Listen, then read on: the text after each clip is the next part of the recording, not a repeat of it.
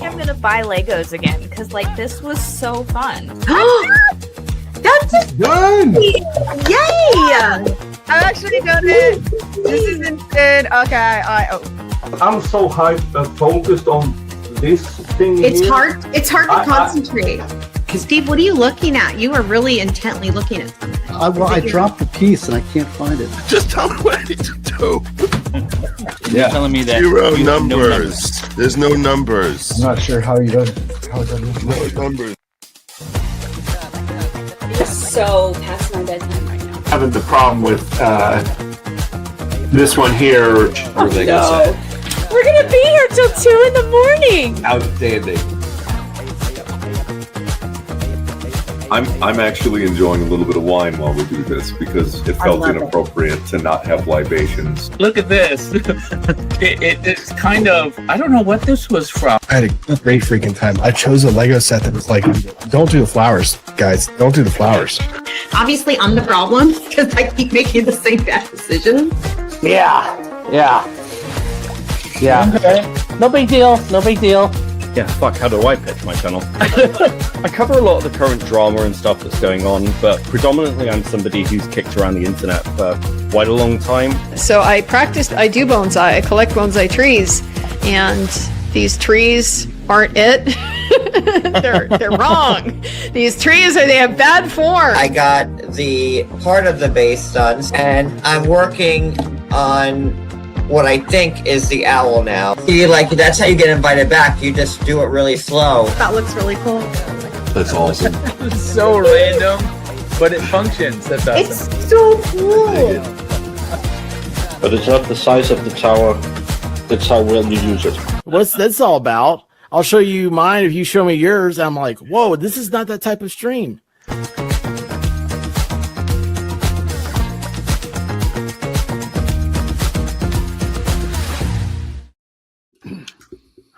What's going on, y'all? The video gets longer and longer. Welcome everybody back to Lego Law Life and Libations.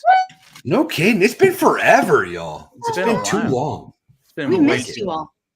But everyone needs to say hi and welcome to our awesome guest, Sean Munger, a YouTube historian, but a historian in real life as well. Thank you for joining us, Sean. Well, thank you. Thanks very much for the invitation. I appreciate it. Yeah. I'm excited about this, man. You got this message from this random guy that said, hey, we have a Lego show. You want to build Lego and talk law and history and whatever with us? But glad you said yes and you can make it. It's great. And everyone needs to check out Sean's channel. He has way more subscribers than us, but that's okay. It's linked in the description below, I think on all the platforms. Yeah, I'm sure. But he has some incredible videos. And in fact, the first one that I think I watched was the geographic history of the Manson murders. Actually, let me throw your channel up here. So you have, check it out. Yeah, you guys check it out here. So you have this one, which is like it's a geographical history of the Manson murders, which was an amazing video. It was about a year ago. That must have been when I discovered you. But then you have and then this was the next one I watched, which was like the history of urban poop, which is just amazing. But you have a deep dive into a ton of very niche historical things, and they're really good. You have one on Putin, his rise to power, which is 2 hours and 45 minutes. It's so good though. And then a bunch on 9/11. I was going to tease you a little bit about the conspiracy about 9/11, but you kind of debunked it ahead of time for me. So we won't go down that road. But welcome. Glad you could. Thank you. Could join us. Thanks. Glad to be here. Thank you. So man, I was watching your Grant election video the other day. Oh, 1872. Yeah. These are essentially college level lectures. Like it's you do a really phenomenal job of getting in depth with the relevant topic. It's pretty awesome. Thank you. Yeah. I mean, I try. I've always thought that context is real important in history. So one of the things I try to do is is to give all the context, and a lot of history on YouTube, videos are tend to be short and they cut out most of the context. But I try to put it all back in, which is why they're 2-3 hours. I mean, not all my videos are that way, but the most popular ones tend to be the longer ones. You do a really good job.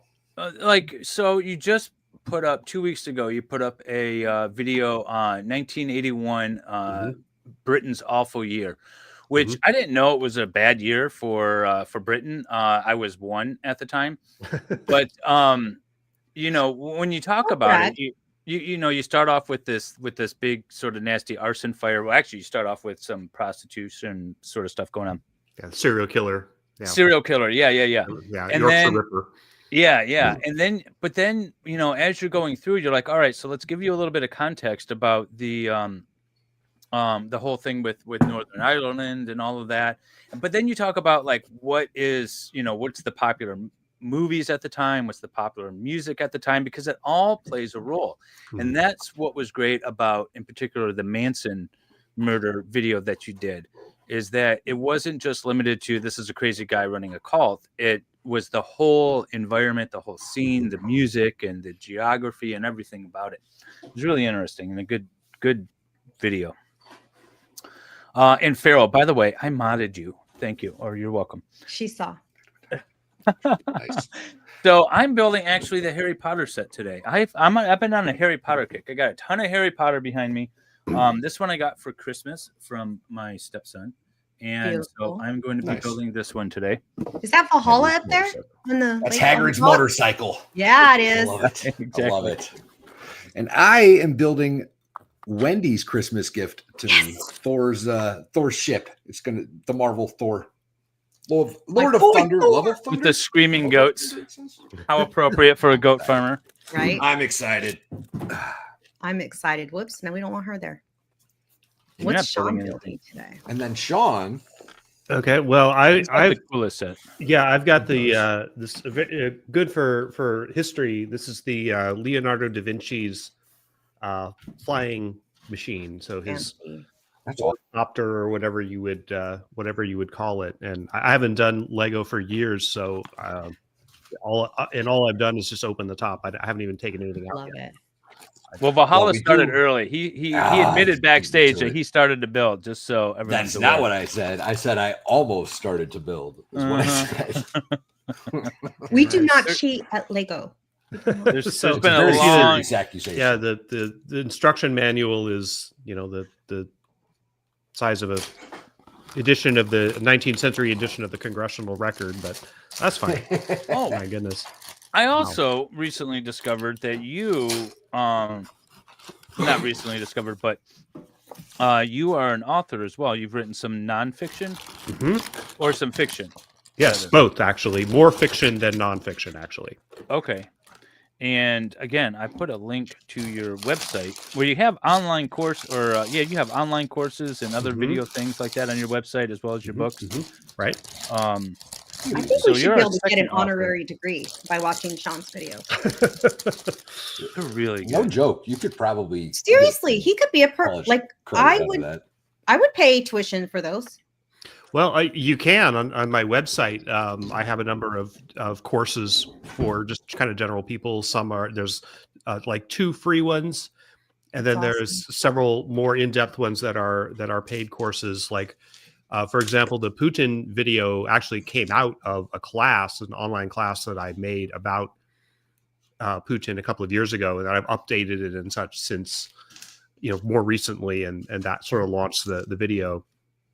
Some of my videos shorter videos that I put out in the fall related to a really big class that I did in November about the background of September 11th and the origins of it. And that was a really huge project, but it's kind of an expensive course, but the people who have taken it have said they really enjoyed it and got something out of it. So yeah, so this is the website. Again, it's linked. I don't know if it's linked, but the website is listed below. And then you have your books and your courses and stuff. So what, I guess, one thing I always ask people, anyone that streams on YouTube, is what drew you to YouTube? Why are you streaming on YouTube? Well, I don't really stream. My videos are pre-recorded basically, but I started a YouTube channel a number of years ago, actually at the suggestion of a friend of mine in the graduate history program that I was in at the time. He was doing a gaming channel. Of course, that's not what I do, but I'm like, yeah, sure, whatever. I'll do I'll try it out. So my main thing at that time, this was, Be right back. 2017, 2018 or so, was I had a blog. This is on my old site, which is no longer active. There's been I remember when blogs were a thing. Yeah, this was the thing. So oh my goodness. Oh, the top of my table is black here, and I just unloaded all these black Legos onto it. So it's outstanding. Just made it very difficult for except for this one piece is yeah.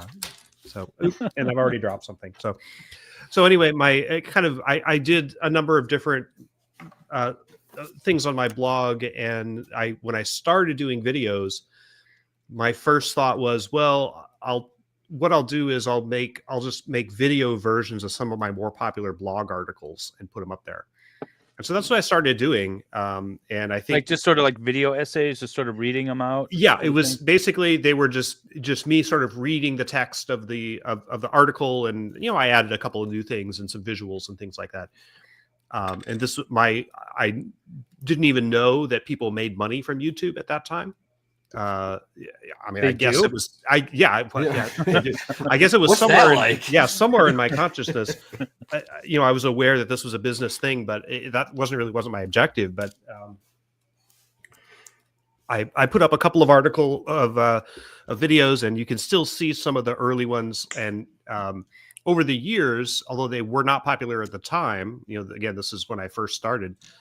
My most popular blog articles, there was one. I used to do a series, and my blog started in like 2012 or 13 or whatever.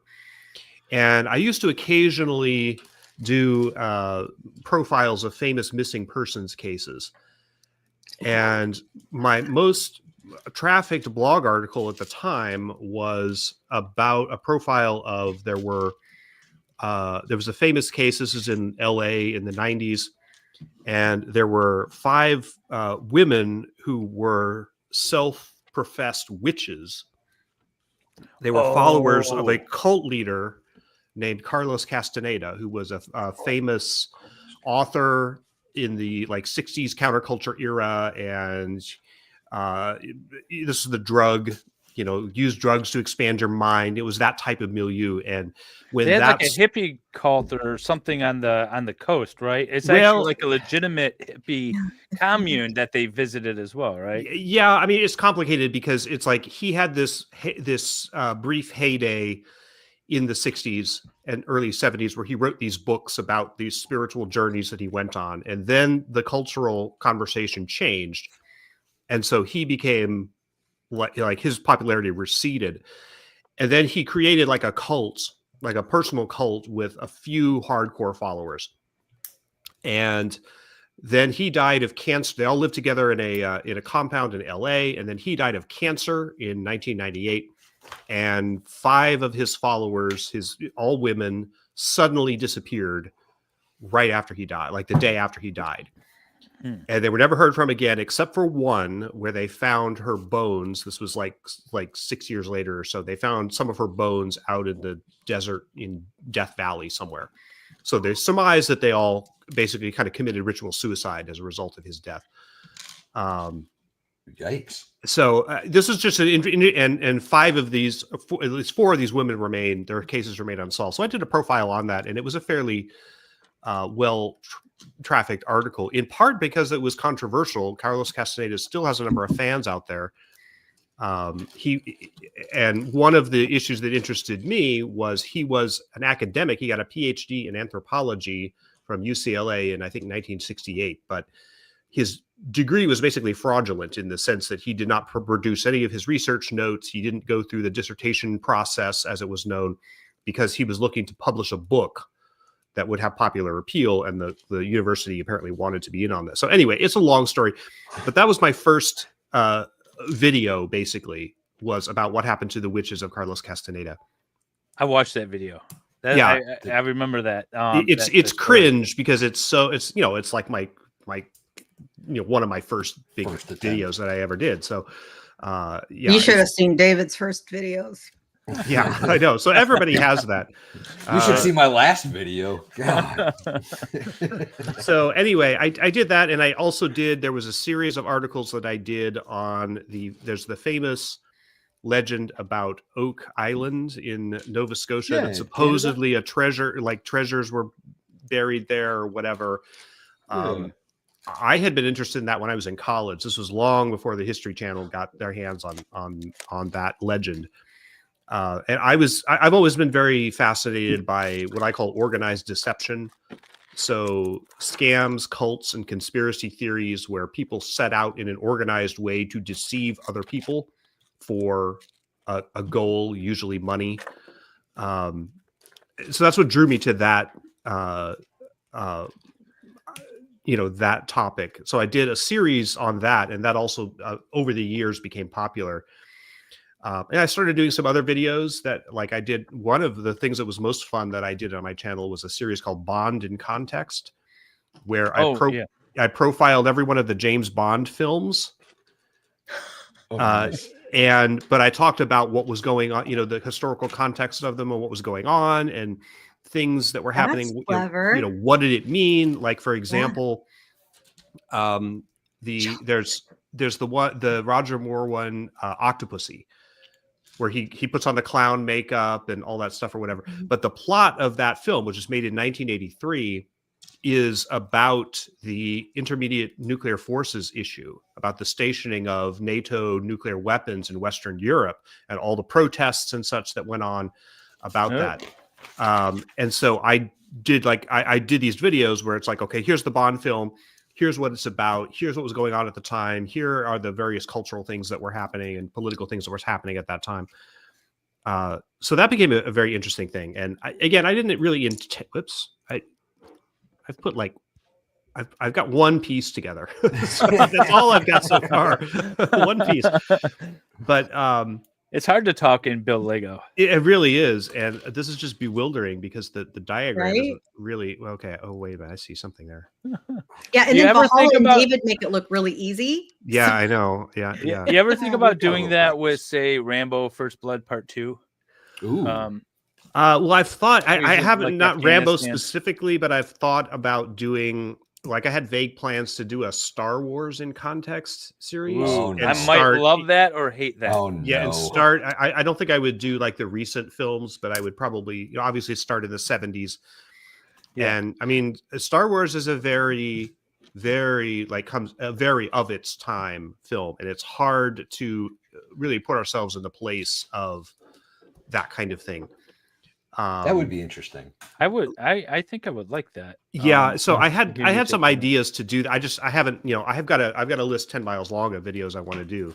And then I kind of got eventually, once my channel took off, which was completely unexpected, when I started doing some long, lengthier video essays. Like my first long one was called The Meaning of the Titanic, which I think is still one of my best videos. And then describe what you mean by the meaning of the Titanic. I believe I watched that one, but what does it mean in history? I mean, it's big in popular culture, and everybody knows something about it. But what does it really mean in history? And I was curious about it because I was curious in exploring that, because the Titanic is one of those things that has a huge reach into popular culture, but academic historians are generally not interested in it at all. I blame Leo. You can't like you're not going to go to Harvard and find like a historian on staff at Harvard whose specialty is the Titanic. That just doesn't happen. Right. Yeah. Right. But there are connections in the Titanic story to a lot of things that are important. The First World War and industrialization and the politics that was going on and labor difficulties and the sectarian and political conflicts in Northern Ireland. The Titanic was built in Belfast, and there was a sectarian conflict among the people who built it. And there was a labor conflict that was going on at the time that it was launched. And I mean, all of these things that you never hear about when people start talking about it. So I was just curious about those kinds of connections. I'm always curious about connections in history. So so I did that, and that was a lot of fun. And then the one that really kind of took off was the Iran Contra video, which that's the one that the algorithm picked up sort of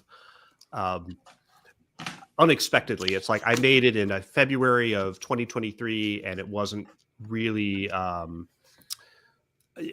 it didn't get a whole lot of traction until the summer, and then suddenly it took off, and that's really kind of when my channel became kind of a really a going concern. So I tell people that I didn't set out to do any of this. I mean, it's not that I didn't make choices about what I wanted to do, but it's like I never intended. You weren't trying to get famous. I wasn't trying to be a YouTuber. It's like I never sat down and said, "Gee, I'd like to be successful on YouTube. How do I do that?" I know. I'll make history videos. Yeah, it's like that never happened. That never happened. No, the video that you brought up, Iran Contra, your video on Watergate, I really liked, because you talk about the Watergate scandal.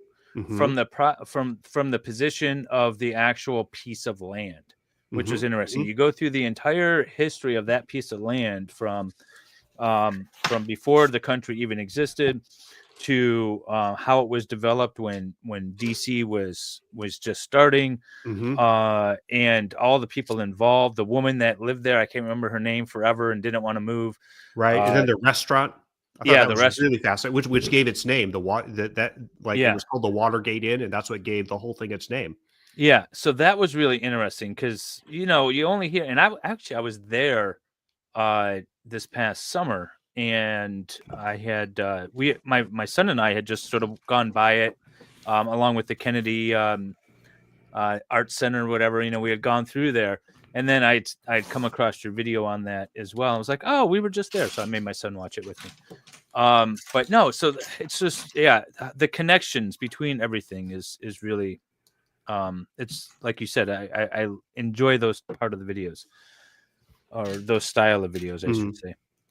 You are a professor, college professor as well? I'm not actually. No, okay. Many people will sometimes, like in comments or whatever, will refer to me as Professor Munger, and it's like it happens so often that I can't always correct them. Like I am not a professor. I do have a PhD in history, and I am a teacher, but I don't currently teach at the university level. Although I have done that when I was in my PhD program. I taught several courses as instructor of record, including one on the history of climate change, which was part of my my dissertation and research project involved climate change. So you just set out to be like, I love history and I'm gonna do something in history. Was that like your goal? Well, yes and no. I mean, I've always loved history, and that was my original my bachelor's degree that I got back in the 90s. Was in history, just because I was interested in it and loved it. But when I got out of college, and this was in the early 90s in the recession, and of course I didn't know anything about teaching, and I'm like, well, I don't really want to teach. I'm not sure what I want to do. So I made the responsible choice and decided to go to law school. So I went to law school.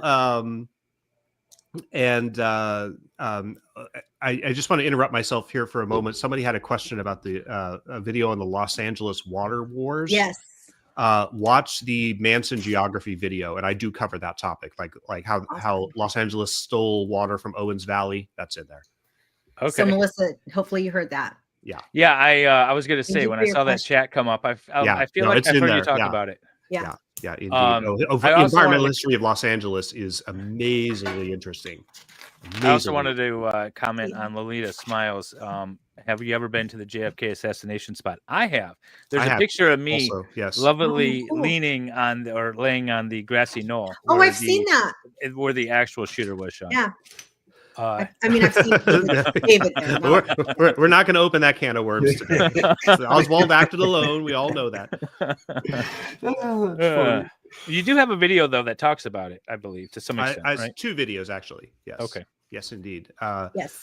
Please also, like Melissa, subscribe to Sean's channel, everybody, please, so you can seeing all these phenomenal videos, y'all. Phenomenal. Yeah, Absolutely. I do have some notoriety as, oh, that's the guy that thinks that Oswald acted alone. Well, yeah, he did.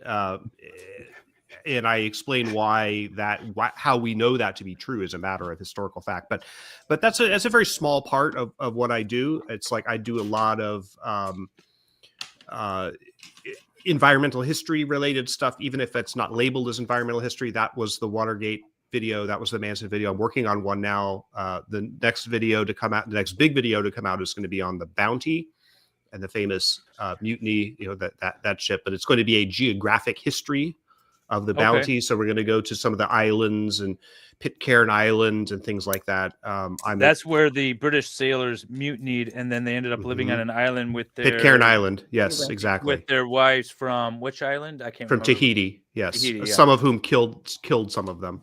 Oh, sad. It's a really tragic and interesting story, but the most interesting thing is, in my opinion of that story, is that they didn't really know what happened to them until some other, I think Dutch sailors ended up on that island and were like, "What are all these white people doing here?" Yeah, it was all their descendants. Yeah, it was an American whaler who showed up there. This is in 1808. The mutiny occurred in 1789, and they got there, and this was after all the Michigas had gone down on Pitcairn Island, and there were several, rounds of murders and things like that. The Tahitians killed some of the mutineers, and then some of the mutineers killed each other. It was a whole big deal. And then years later, after peace had been restored, there was one guy in particular they had to kill. It was a guy who started distilling liquor on the island, by the way.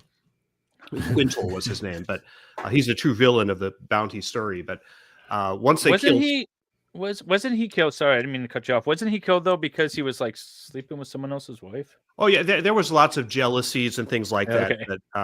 What? No man ever did that. Yeah, of course not. So anyway, many years later, then a whaler happened upon the islands, and there was only one of the mutineers was still left alive at that time. Adams was his name, and he told the story. Not entirely accurately, I might add, because he still had some fear of being dragged back to England and put on trial, but probably legitimate fear. Legitimate, so. And eventually they disabused him of that, and then he finally kind of came clean and said, "Yeah, well, okay, this is what really happened." But that's the next video that I'm working on. I can't wait. Yeah, it's a lot of fun. I've done the research for it, and I'm in the process of writing the script. I use Google Maps and Google Earth very, very heavily. In fact, that was like from sort of the beginning of my history teaching. I always counted Google Earth as like a superpower in terms of teaching history, because you can, you can show the places where things happened and make it so much more real to people than just an old picture or whatever. Right. And especially if you can't go there in person, you can, there's often like a Google Street View, and it's like, okay, well, this is where, and a lot of my videos will start this way. Like my most popular video, which is on the fall of the monarchies, 3-hour video. But it starts actually on the street corner where Archduke Franz Ferdinand was assassinated in Sarajevo in 1914. Very famous place, and it looks today almost exactly the same way that it did back in 1914. And it's so powerful, I think, when you can see where it actually happened. Yeah, no, that I do that just in general. Like if I'm looking at something, or if I'm just, where exactly did that happen? The ability to go to Street View, or just even just a satellite image off of Google is very cool to be able to do. Sean Lolita Smiles is asking, do you disagree with anything in history that we've been taught to believe? Well, that's a loaded question, because who has taught what? I mean, that's, I think, the threshold question that you have to you have to ask, because there's not one monolithic view of history, and how it's taught and what's taught in it changes over time. One of the famous examples, of course, the lost cause myth about the Civil War was very prevalent in the United States, not just in the South, but in many parts of the North too, for much of the 20th century. And that has been, changed our view of the Civil War has changed drastically in the last couple of decades.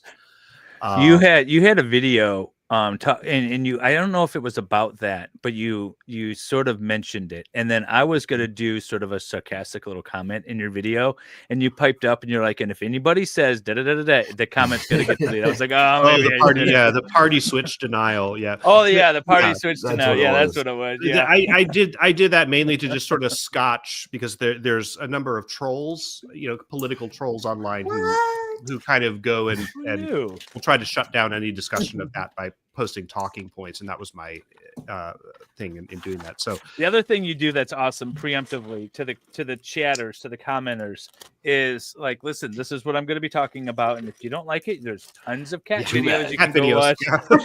Yeah. People take me to task for that, but I actually like cat videos.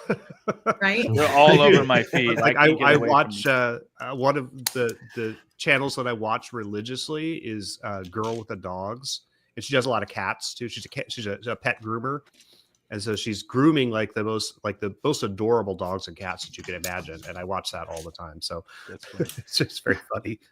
Yeah, no, but I just love the way you, because so I'm doing stuff mostly live. I don't do a lot of pre-scripted videos anymore. I used to.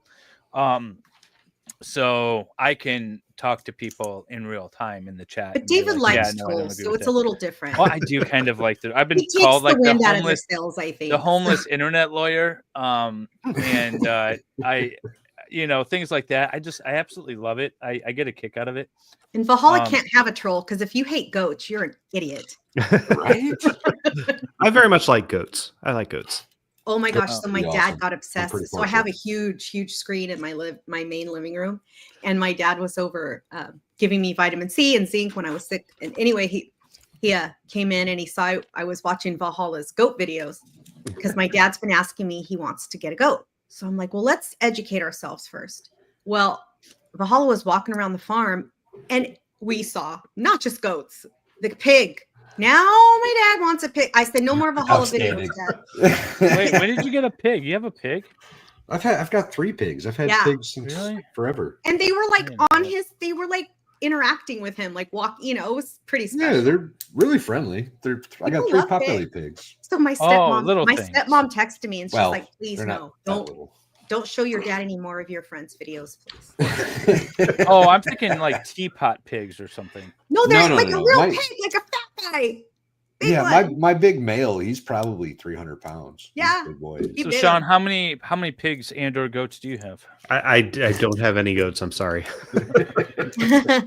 300-pound pig. My God, that's gigantic. He's probably close to that. Yeah.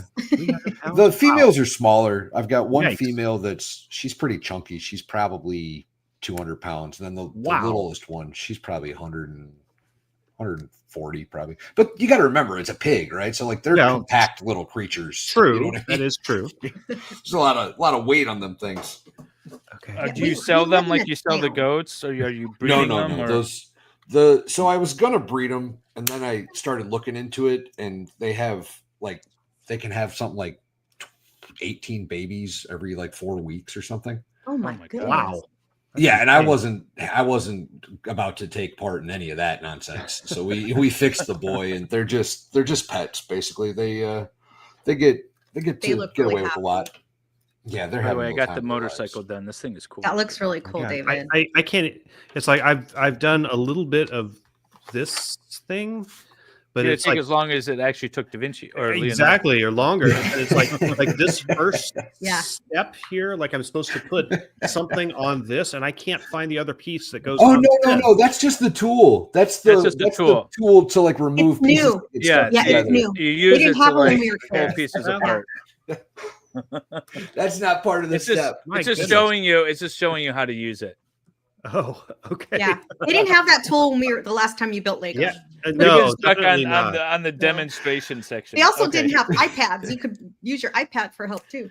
Right. Or exactly. So no, I think I should have gotten the preschooler set with the Duplo or whatever. I think that'd be more my speed. So Beryl in the chat, we set her up to build Duplo because she on one of our competition streams, and they're great. I have a set. That's outstanding. Uh-oh. Cindy Lou Woot says a guy in Alabama got killed by his pigs while he was feeding them. Be careful. You're not supposed to feed yourself to the pigs. Yikes. Makes me wonder what he was feeding the pigs normally. I was wondering how much did he not feed them before he did that?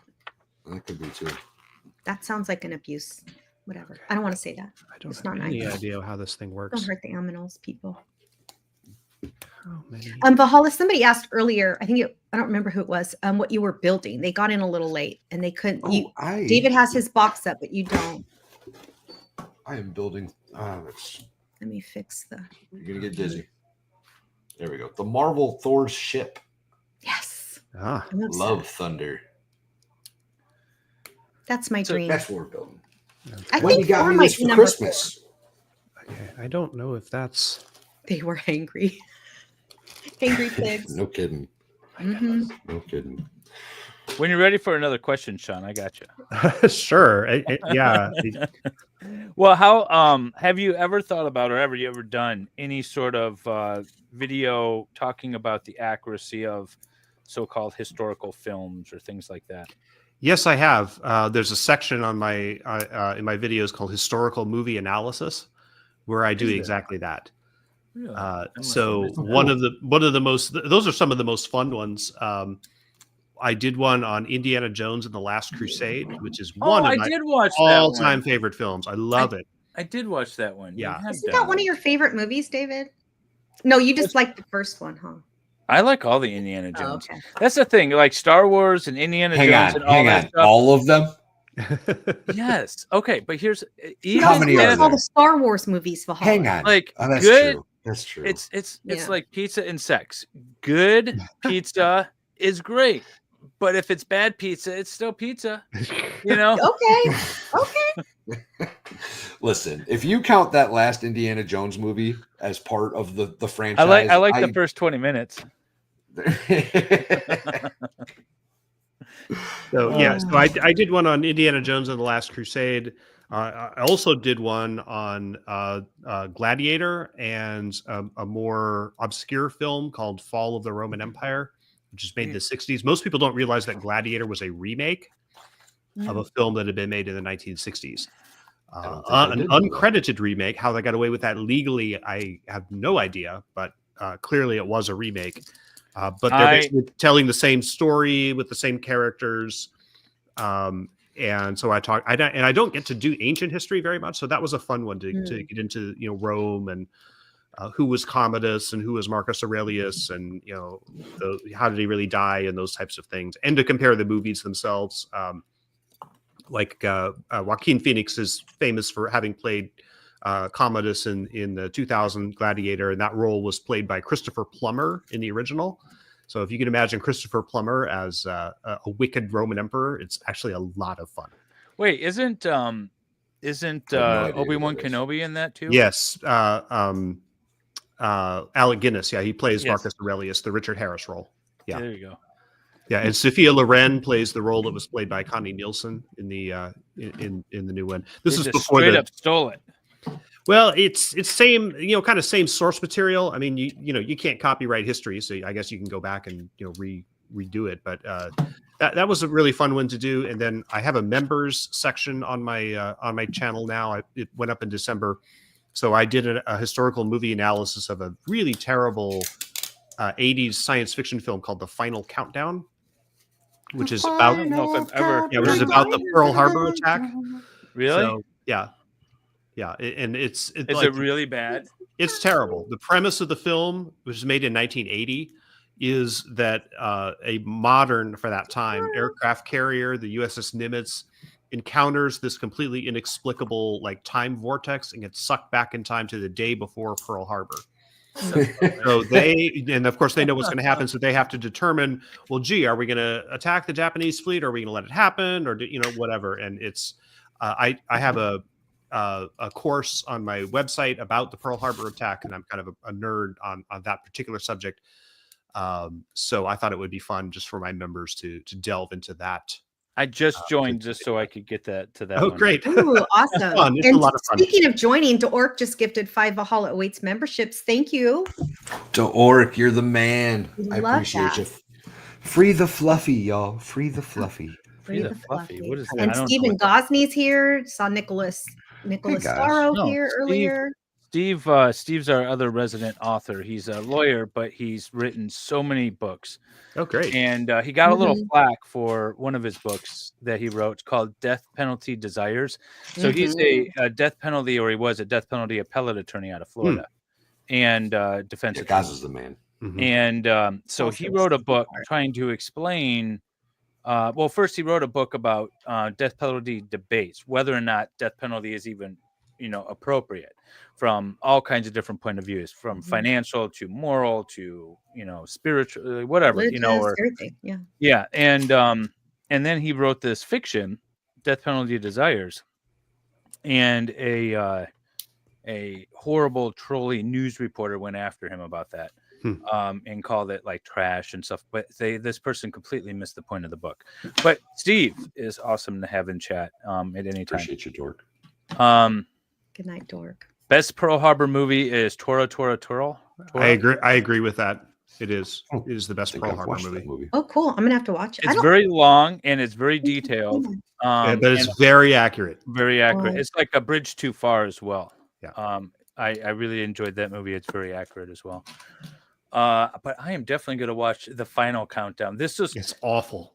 It It's just awful. looks It's bad. fun, but it's awful. Just looking at the thumbnail for your video, I can just tell that that's an awful movie. Yeah, it's pretty bad.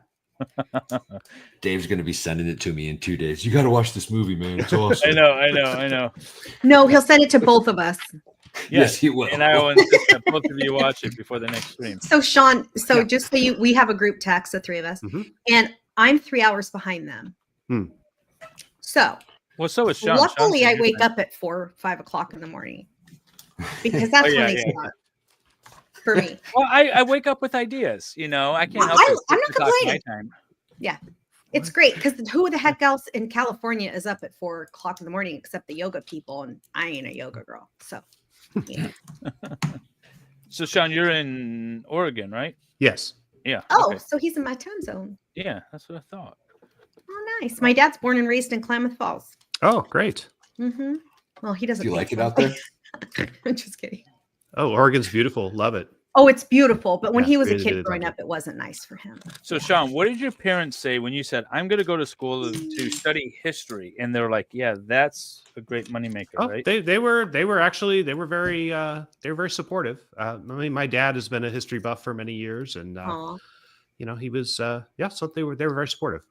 That's awesome. What is it about history that called you to it? Like, is it? Oh gosh, that's so hard to explain. I think it's so interesting about to kind of put yourself in the past in a world that doesn't exist but did exist at one point in time and has left kind of traces of itself around. I mean, it's like it's I think similar to the way that people get into fictional stories, Star Wars or Lord of the Rings or Star Trek or whatever, and they kind of see themselves or wish they think about what it would be like to be in that world. And it's sort of the same thing, except the world was real at one point in time, which adds another kind of layer of fascination to it.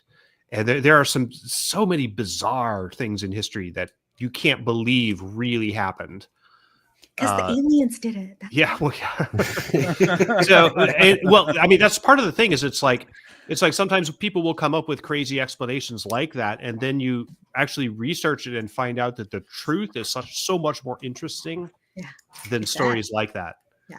Like, okay, so for example, I like that approach. Is that Tartar, the great mud flood? Right, people will talk about that there was this great civilization, it's been flooded over, and that's why there's these basements that exist in a lot of cities that have doors that lead into the ground, right? But then when you study something like Seattle and I don't know how many other cities where they actually needed to elevate, or they did it in Chicago too, where they needed to elevate the street level. And so all these existing buildings were either lifted or built around. I think it was at Seattle that was actually built originally with the idea, like, we're going to raise the grade at some point. And then, so there's this whole underground city. Yeah. That Yeah, That's like the real life story is more interesting than the like. Right, and you were watching. You said you were watching my urban poop video where I talk about this with relation to Chicago, where between 1858 and 1868, the city of Chicago was raised like 6 feet, and it's like you think about that, like how do they raise a city? Right, but they did. It's like they actually like put jackhammers under city blocks and like crank them up, and like the buildings were open for business while this was going on. So the entire time. Yeah, the whole time. It's like how could you believe that could happen? But it did. It did happen. And then I've seen a video recently of I think it was in San Francisco or something, where they basically took this building, like a 6-story building that was on the corner, lifted it up, rotated it 90 degrees, and set it back down. Well, it was like a hotel or something, and people were still staying in the hotel the entire time. Yeah, they do that. How is that even? It's just astronomical. Some of the things it's bizarre. It's very bizarre. The history of Seattle, the way it was founded, and then, by the way, it's interesting that they had like basically 2 founders, and then they kind of merged in the middle. But the way they decided that they had to deal with that city too, is it the civic engineering of our major cities is interesting. When you go back to the history. Well, one of my sources that I use for the urban poop video is a really great history book that I would recommend to everybody, and it's called Nature's Metropolis. And it was written by Bill Cronin, who was one of the kind of OG environmental historians, and in fact trained one of the professors that I studied with at University of Oregon, Marcia Weisiger. There's these interesting genealogies in academia where like so-and-so was so-and-so's advisor, and then this was their student or whatever. But anyway, that's a really interesting book, and it's about how Chicago basically was founded and built and how it became an economic powerhouse. There's a lot of stuff on pigs, about how like the pigs were like a form of currency in 19th century Chicago. Seems about right. Very interesting stuff. But yeah, like these stories about how cities are built and the kind of the life of them and how they change. And then earlier in the chat, we were talking a little bit about Los Angeles and the environmental history of Los Angeles and how fascinating that was.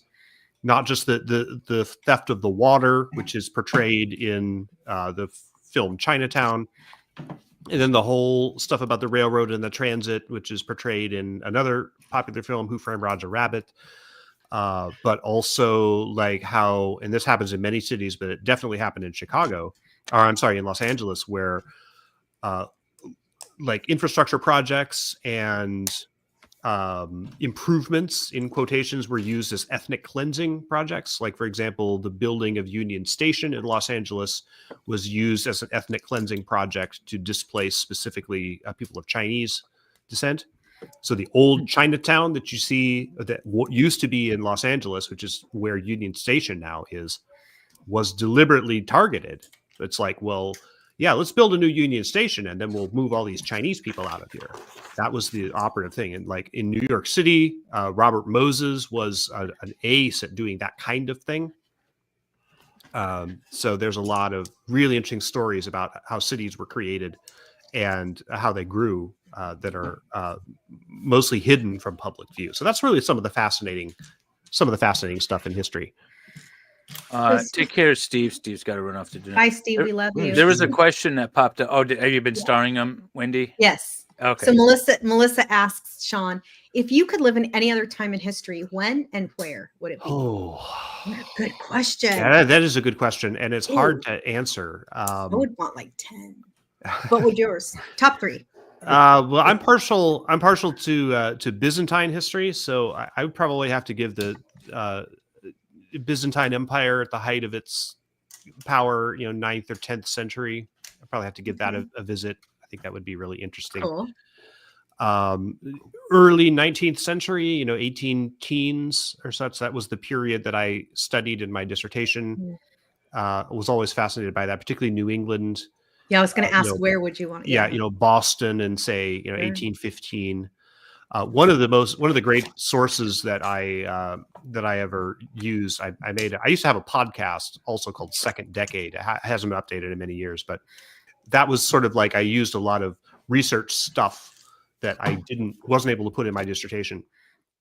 But there was a really great diary I found that had been written by a Harvard student in 1815, I think 1815 to 1817. And like college students in the early 19th century were younger than college students are today. So they're like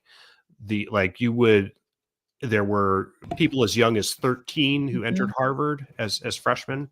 Yeah. And so most Harvard students were basically like the age equivalent of today's high school students. So there was a but you'd also be like the maturity of like a full-grown person in those. Well, sure. Well, they were expected. Yeah. I mean, well, the concept of adolescence didn't exist in the 19th century, but there was a really wonderful diary written by a Harvard student, and he was talking about his daily life and how arduous doing the laundry was and things like that. It was really super interesting. So that's a really interesting time in history as well. So it sounds like you wouldn't have minded living in hard times. Well, yes and no. I mean, I like, things like, modern medicine. Plumbing and vaccines. I like indoor toilets. Antibiotics and those are I thought about that. I had appendicitis. I had appendicitis a number of years ago, and they had to appendectomy and all that stuff. And I was just thinking, like, if I lived sort of in one of these time periods that I find really interesting, I'd probably be dead right now. Mm-hmm. And that's sort of like the I would have died in childbirth. The concerning part about it. Yeah.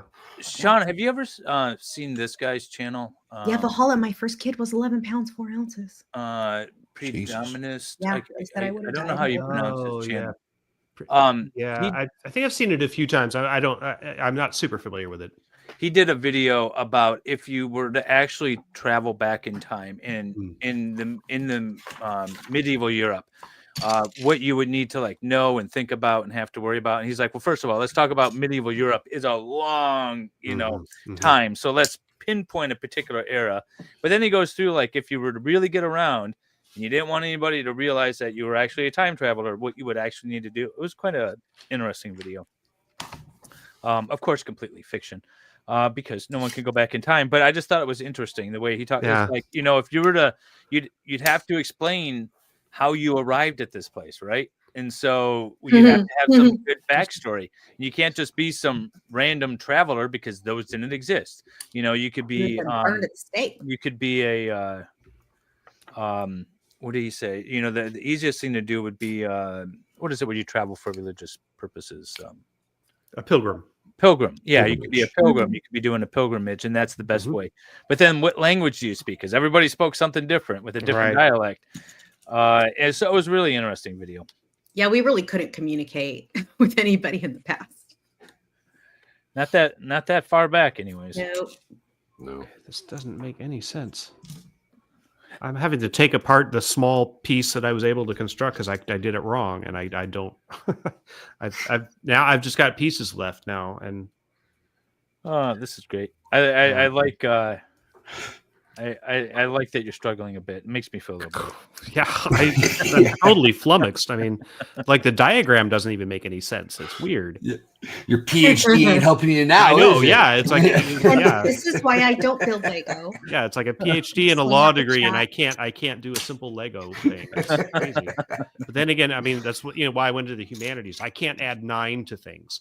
Yeah, so I was absent that day in 2nd grade when they taught that, and I never caught up. So when I decided I wanted to be a lawyer, I learned that you had to have an undergrad, and I was like, oh, what is it going to be in? I don't like what I'm going to do. So I ended up going for sociology and history with the secondary ed to all right, I can fall back on this. But yeah, I wasn't going to do math. I wasn't going to do engineering. I just needed something to get me into law school. Same. But history was awesome. It's an awesome subject, and I've always done well in it. So that worked. But I was going to be like a history teacher. The problem was becoming a history teacher was I wasn't that good at sports, so I wasn't going to be able to coach a sport, which is a lot. When they say has to do that, thankfully. Well, that was one of the things when you're like going through to you're getting your education degree for secondary ed, and you wanted to be a history teacher. Apparently, we're a dime a dozen, and you better be able to coach a sport, otherwise you're never going to get hired. That's what I was told. So I was like, oh, well, that's yeah. I had I went to high school in the 80s and on the East Coast, and I had a history teacher in my junior year who was terrible. A terrible history teacher. He was racist, first of all, but he had been hired mostly for coaching, for coaching reasons. Oh, yeah. All the math teachers at my high school were the coaches. Yeah. What on earth? You can make your own history in the Middle Ages by predicting. Yeah, isn't that cool? Yeah, that would be great. Yeah. Yeah, I'd be worried about my immune system. Also, I just got over that stupid flu A, so now I'm hypersensitive to the thought of being ill right now. You guys stay healthy, please. Yeah. Don't get that flu. It's not pretty. Yeah, it's not fun. get your shots, get your vaccine. I did, but everyone else do that too. But yes. Yeah. Okay. So yeah. Well, I still have a teenager at home, and she brings home really gross things. Yeah. Well, I teach middle school, so I'm. Oh, you have it worse than I do. Oh, sorry. Yeah, the first couple of bouts with RSV is like, yeah, you get used to it after a while, but it's not fun. So you obviously teach history in middle school, but is there a particular area in history that you teach, time period, or I region? teach. I have a lot of classes. So I have a U.S. history class. I have pre-modern world history, which is basically medieval history, and then I have modern world history, post 1600. So I've got a lot. So like last week, one class I was doing U.S. imperialism and the Spanish-American War. And then the next period, we were doing rise of fascism in Europe. And then in the final part of the day, we were doing, I can't even remember. Oh, the Mongols. And Genghis Khan and that type of thing. So yeah, what grade every day. Is that 8th grade? Well, the 6th grade is U.S. history, 7th grade is pre-modern world, and 8th grade is modern. Okay, so I'm starting over again here. I'm not sure I'm doing it right. That happens. I got a Hagrid. Look at, I built the. Aw, that's cute. When are you gonna build the one I sent you next time, David? You think? Hagrid. What's that? Are you gonna build the one I sent you next time? Do you think? Okay. Yes. Yes. It's a big one though, huh? That's why I didn't want to build it for this. For sure. Oh yeah. Yeah, because it was a few thousand pieces. Yeah. Plus that one's awesome. cute. I like that one. The city, or this? You mean? No, this one. Yeah. Yeah, this is. Wow. Harry. Cool. Look at Harry and look. Okay, so one. That's really cute. You guys, I still can't get in the hair. I still can't get in. I've tried now 4 times to watch that movie. Which one? Harry Potter? Yes. Harry Potter.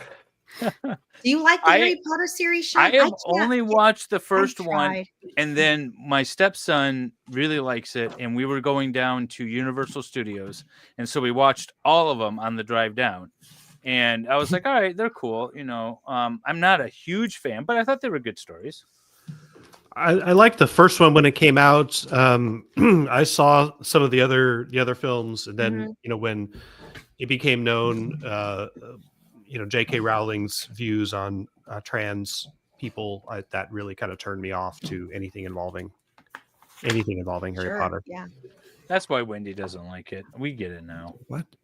That makes sense. It is hard for me. But I at least wanted to try to watch the first movie because I really appreciate our time together, and it's something, we could talk about. And I was like, okay, but as soon as he gets in the shop after his parent, I don't want to give anything away. I'm sure everyone's already seen it, but everyone who has wanted to see it has seen it. Yeah, so you're that's fine. true. After his parent, when he's in the magic shop, he's spoiling looking at a his wand. 25-year-old I'm like, movie. Right. It wasn't cute. I didn't like it. Didn't do anything. Am I missing a piece here? I don't, because it's like I'm looking at this diagram and it shows a piece that looks a little bit like this, but not exactly. Sure, show the guys. They'll be able to tell you. Most of the time, you're not missing a piece. No. So it's like this piece with that on the end of it, but this one shows in the diagram, it has 4 little pegs. Oh, okay. Wait, it is the right piece. Okay. Awesome. My goodness, this is so complicated. It does take a little getting used to. Yeah, again, I haven't done Legos since I was, 13. So my I goodness. watched a video on why Lego is so expensive now, and the question is it, basically, are they just sort of scamming us? Was kind of the idea. Yeah. The cost per piece of Lego going back to the 70s and the 80s and the now has only raised by 1 cent per piece. The problem is that these sets are like, there's no reason why you couldn't do this in like 300 pieces, but it's 600. It's double, right? They're more complicated sets. That's why I feel like a lot of people that haven't built with them in a while are sort of taken aback a little bit by how complex the sets are. So what is that? Dark-minded Sith is asking, how much should we separate art from artist? I don't know. Probably depends on the artist. I don't watch Woody Allen movies anymore. If that's a partial answer. I have never watched those. I've never watched his movies, and then when that whole thing came out, I was like, you know what? I feel justified in never watching his movies. They're not good. That's the thing too. Is like, okay, so there's some musicians that I like, or actors that I like, and when I watch their movies, I like them. I don't necessarily like their politics, but I'm not watching them for their politics. I'm watching them basically, on stage dancing for me. So I try to separate them out as much as I can, unless it's something like really sort of kind of serious or specific. But I can't find that piece at all. I have a hard time not dancing to a Michael Jackson song when it comes on the radio, but I have to be like, oh God, don't. Michael Jackson was framed. I hope, I wish, because I don't, but anyway. Torin, hi Torin. Torin says that's part of the reason that he's been doing the micro Lego sets. He said they're a lot cheaper. Oh yeah, I've been seeing his streams. But there's so much, I don't know how he could do those. They're really so small. I mean, they are micro. Yeah. I got a hard enough time seeing these instruction manuals. Right? I'm telling you guys, get the iPad. Look this, if you're going to build Lego. So you can use the iPad. Look at this. And then you can like zoom in on the piece and turn it around. Oh, that's cool. Yeah, this is the way you want to build. Oh yeah. And you don't have to look at that glossy paper anymore. Yeah, the glossy paper is it's rough on the eyes after a while. Yeah, but it smells good. This is how I build so fast. Everyone's gonna see it. I'm weird. I like the smell. Piece, I think. My goodness. No, I wouldn't put it beyond Lego. I've actually missed never was though. Pieces. It doesn't look that important, so I'm going to pretend it doesn't exist. Here's Torin's YouTube channel, everyone. Go subscribe to our friend Torin, please. Thank you, Stray. And Stray, we miss you. I'm so happy to see you. I have to say, chat, I've missed all of you a lot, and it's really good to see you all. Miss you a lot. It's been too long, this break. It has been too long. And welcome to all the new people. I'm pretty sure. Now I feel guilty because I asked for it and I love the break. Oh, I really enjoyed myself, but I did miss you guys. There was another question about the there was photograph on the GB, far I'll right come to your side, the big question. Hold photograph. I'm sorry, what? There was Stray's asking, what is the big picture on the wall to the right of Sean? Sean's right. So this one? No, I think she's talking about the one with the emblems or something. The black This one. Yeah, I think that's what she's talking about. Oh, Let's start there. Is that the one? That is a diagram of all the Byzantine emperors identified by their coins. Oh wow. Interesting. Yeah. So when did the Roman Empire fall? Well, which part? The west or the east? There's two Roman empires. That was kind of the point of the question. So I say it fell in when the Ottomans conquered. Now I know a lot of people say like the Ottomans sort of kind of carried it along, or other people say it died in 400 or whatever. Okay, well the western, it's generally the way it's generally asserted is the western half of the empire fell in 476 with the abdication of Romulus Augustus, and then the eastern half, Byzantium, which I realized that is a term that was created long after that civilization existed. But that continued on for another 1,000 years and was conquered by the Ottoman Turks in 1453. See, so that's the only date. When I teach history to my students, I'm generally not a stickler on dates. I don't ask that they know a lot of dates, but 1453 is one date that I tell them they should know, because I believe that is one of the most important events in the last 1,000 years. When Rome finally actually fell. Yeah, when Byzantium fell to the Ottoman Turks, because that was the end of the Middle Ages. Now, that was going to be a question I had for you. Was what do you think would be like the biggest influential date or time or historic event in relative history? Yeah, well, I would say it's that period in the 1450s that not only did Byzantium fall, and yes, I am aware that the term Byzantium is post hoc. But I don't get to make the rules on these things, so I'm going to continue to use it. I know I get people in the comments ding me on this all the time. Well, yeah. So for the listeners, what you're referring to is that the people in Byzantium call themselves Romans at the time, but they didn't live in Rome. Right. It's like what So their own name for themselves was not accurate either. True. It's when you start debating this stuff, it's like how many angels can dance on the head of a pin, that kind of thing. I don't know. It's weird, but anyway, at the same time that the Eastern Roman Empire was falling to the Ottoman Turks. Gutenberg was finishing his printing press in Europe. And that kind of kickstarted the Reformation. There was a lot of that, like the Silk Road was kind of entering its final phase, and so that as kind of a main artery of trade was about to go down.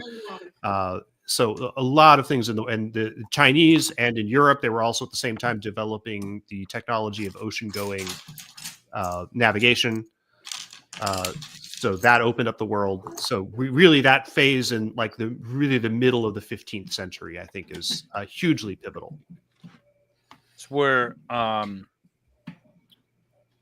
world, the idea of the colony started sort of spreading out, and the world that we have today, you're saying, existed because of what was going on at that time period. Right. Exactly. Yes.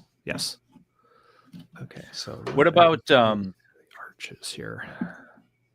What about the idea that the Ottomans carried on sort of the Roman title? Well, they did. They adopted a lot of customs, and their civilization was changed dramatically as a result of the conquest of Byzantium. So what often happens is, in these situations where one country will, kind of like conquer another, is they sort of get culturally conquered, often by the country that they took over, as happened, I think, with the Eastern Roman Empire because if you look at every major, landmark that the Ottomans built in the next 200 years, they were all based on Byzantine architecture. The Blue Mosque looks like Hagia Sophia for a reason, because they copied it deliberately. So what you think of as Moorish architecture or Islamic architecture really kind of comes from the Eastern Roman Empire.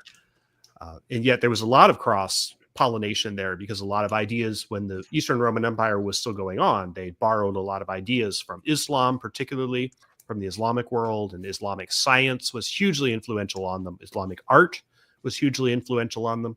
So there's a lot of cross-pollination there. At that time, Islam had a far greater grasp of mathematics and science than the Roman world did. Yes. Well, Baghdad was the center of mathematics and astronomy, and then in the Middle Ages, the largest library in the world was in Timbuktu in North Africa. That's a real place. The Library of Alexandria, right? No. This was library. No, Alexandria was the ancient world. No, I'm talking about the Sankore Madrasa and those places. So Timbuktu and the empire, eventually the Malian Empire, they traded in gold throughout North Africa and such. But one of the things they did, which had been done at the Library of Alexandria, was every book that came to, and Timbuktu was a trade crossroads, so every book that came into Timbuktu was copied by the scribes, and then it was confiscated, copied, and then the copy was put in the library at Timbuktu, and then the owner of the book could go on their way, and that's how they did it in Alexandria as well. Oh, that's interesting. So this is the middle. So yeah, North Africa was really the center of learning in the Middle Ages, and in a way that Europe was not, and many people don't know that. There's been some recent pushback on the idea that the Library of Alexandria, like burning down and all this knowledge being lost, didn't really happen. Not the way sort of we think about it in sort of the modern context of a big fire that burnt all these books. And well, it wasn't one event. I mean, forever. Yeah, it's correct. You're correct. It wasn't one event that did that.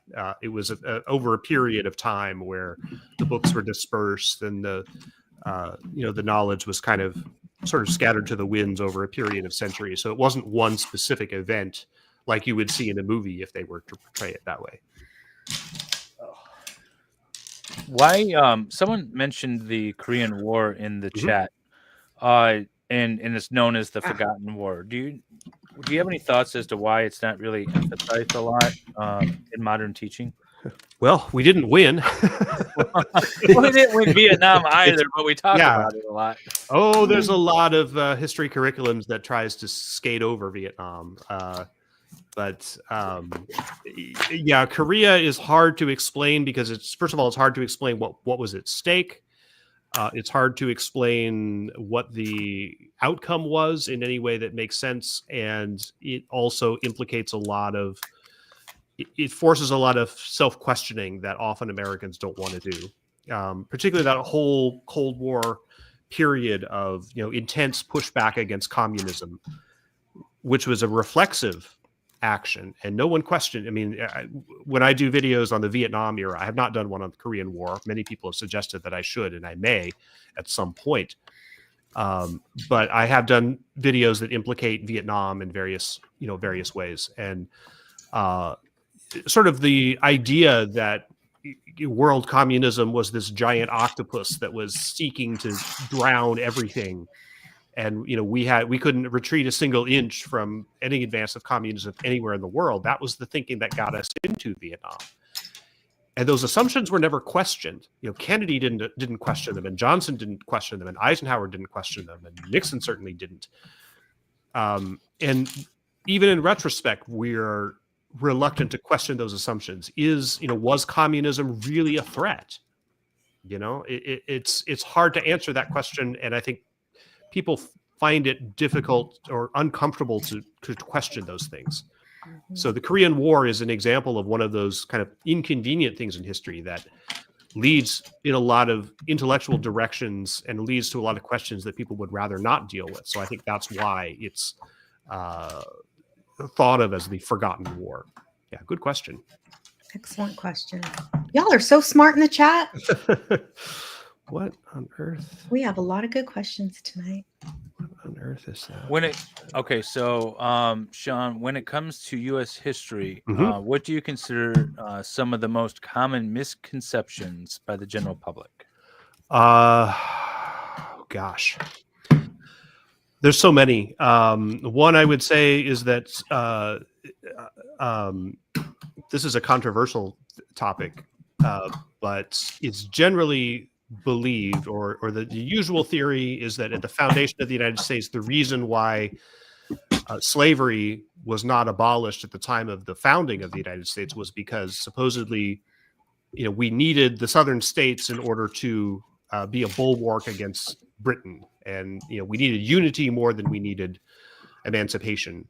There is considerable evidence that we came closer to abolishing slavery outright at the beginning of the Republic than we thought, than is generally thought. So that's a misconception that I think exists. Of course, I'm going to mention the fact that most people believe that John F. Kennedy was assassinated as a result of a conspiracy. He was not. But most people are, have not really delved into the facts of what we really know about that event. So I think there's a lot of misconceptions that kind of float around out there in various topics, both both big and small, really. We had a actor, producer, screenwriter on this channel a few months back, and he had done one on the assassination of Olof Palme in Sweden. Sweden. Yeah. So he had made sort of a dark comedy. He's an American but lives in Sweden now, and he made a sort of a dark comedy about investigating that. And apparently he's working on right now sort of a dark comedy on the JFK assassination, taking place in modern time, but they're sort of somehow reinvestigating it or something like that. So he's having a lot of fun writing that. I'm excited to see how that turns out. Yeah, but talking about the founding, I went to Monticello, Jefferson's home, last year, a couple years ago, and I have a feeling that if it was culturally appropriate, he would have married his not concubine. She was his wife's sister. Apparently they looked a lot alike, and I believe he was absolutely half sister. Yeah, he was absolutely in love with her. Took her to Paris, where she was immediately freed. She voluntarily came back. I believe that relationship was absolutely a loving relationship, and he would have freed the slaves and married her if he could have made it work in the society that he lived. Possibly. That's my thoughts. But I don't see him pushing back a lot on slavery in his writings. So it's just an interesting theory. I just, it's maybe it's more romantic, love conquers all kind of idea. Romantic. But I don't know. I feel like he would have, if it was culturally or societally appropriate for him to do that. He may have. It's a fascinating story. One of the things that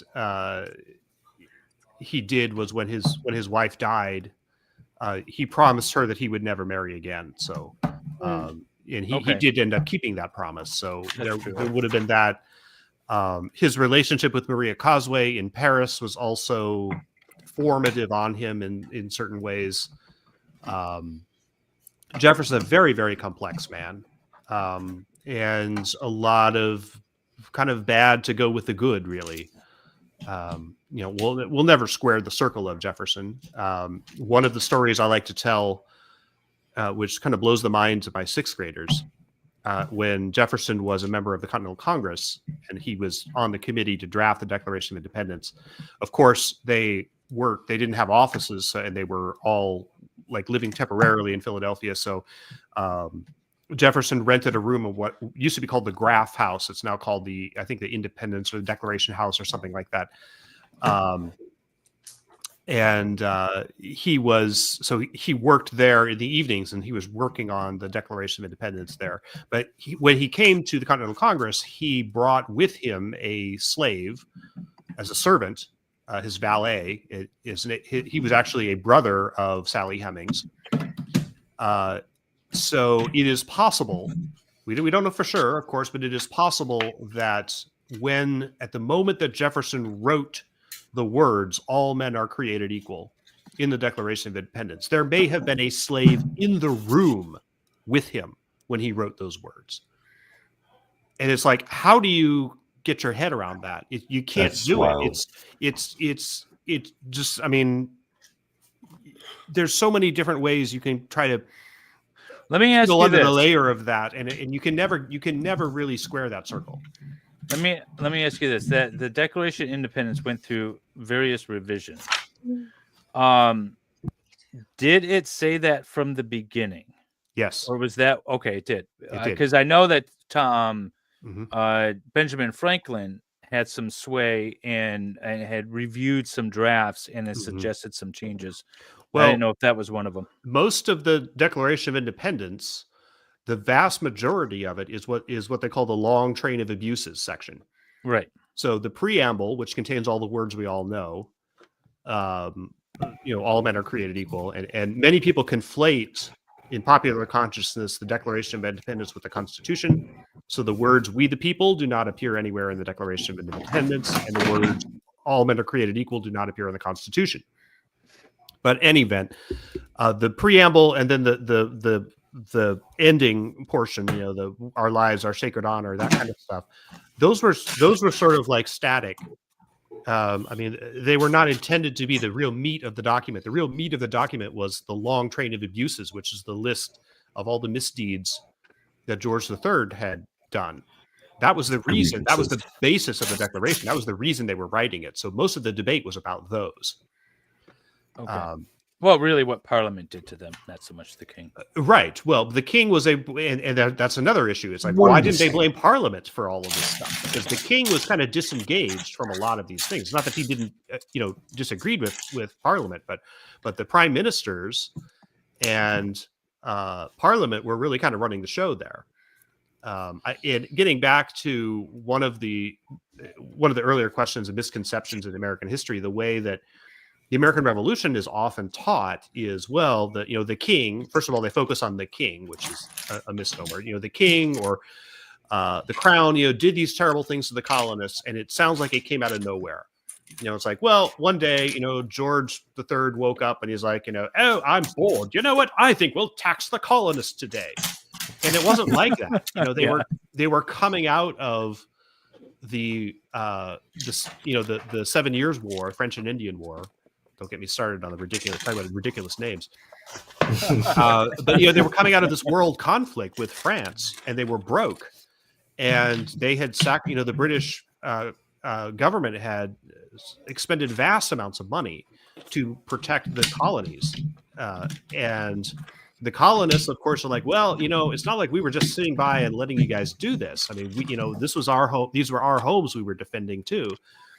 And the British were like, well, you need to pay your fair share for that. And so the arguments between the colonists and the crown, there were really both of them had a point. And the way we tend to teach it in our schools is that, well, England just had this tyrannical system and the taxes were oppressive and things like that. And well, yeah, you can spin it that way, but it's more complicated. Yeah, if you actually look at it, the Brits were not really wrong in taxing the colonies, especially in that context. All right, hold on, gentlemen. I have to take a stance here, and we will not acknowledge any benefit from the crown. Okay, this is not merry old England. This is, by God, the United States of America, and shame on everybody involved with this conversation.